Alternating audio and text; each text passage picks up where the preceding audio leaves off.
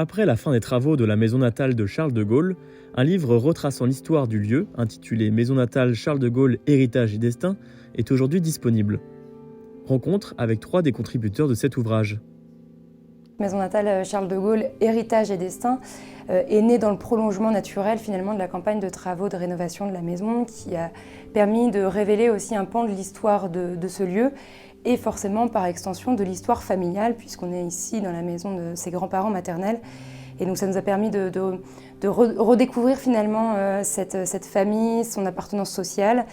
Et puis de là, l'envie de raconter aussi toutes ces découvertes et d'aller encore plus loin, donc 18 mois de travaux de recherche pour finalement aboutir à cet ouvrage. Cette maison, certes, est le lieu de naissance de Charles de Gaulle, mais elle est surtout un lieu où il y a eu d'autres destins, d'autres membres de la famille, d'autres personnages aussi qui ont beaucoup marqué Charles de Gaulle, donc que ce soit dans sa génération, celle de ses parents, celle de ses grands-parents, et on est aussi remonté au-delà sur des ancêtres qu'il n'a certes pas connus, mais qui ont pourtant marqué l'histoire familiale et dont il avait parfaitement connaissance.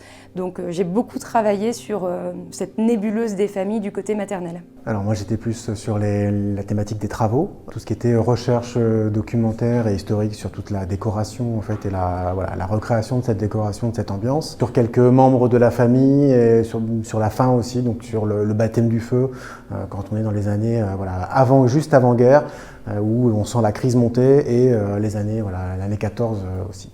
Moi, j'ai beaucoup abordé 2 choses. D'abord, le contexte de cette République en construction, qui est l'époque de la naissance de Charles de Gaulle. La République existe depuis 1873 et Charles de Gaulle naît en 1890. Deuxième chose, c'est que le milieu familial de Charles de Gaulle, ce sont plutôt des royalistes, des légitimistes. Et donc, ce qui est intéressant, c'est qu'il y a cette dualité politique qu'on ressent très bien quand on approche les familles et qui fait qu'il y aura un ralliement à la République en 1914, justement. Ça, c'est intéressant.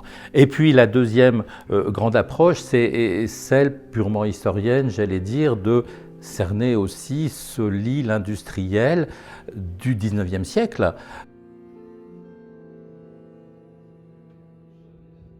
Je me suis beaucoup intéressé aux De Corbie, des cousins de Corbie qui étaient exactement de la même génération que Charles de Gaulle, Jean de Corbie qui naît en 1890 et son jeune frère Henri de Corbie, l'un et l'autre nés rue Princesse, 1890-1894, étudiants à la Cato et qui partent à la guerre en 1914.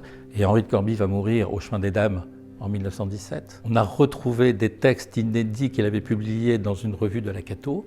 Et ce qui a valu, alors sur une histoire un petit peu complexe, mais sur lequel on a tiré le fil, ce qui vaut sa place au Panthéon à Paris sur la liste des écrivains morts pour la France. Cette fameuse liste qui est inaugurée en 1927, gloire aux écrivains morts pour la France. Henri de Corbie, cousin germain de Charles de Gaulle, y figure.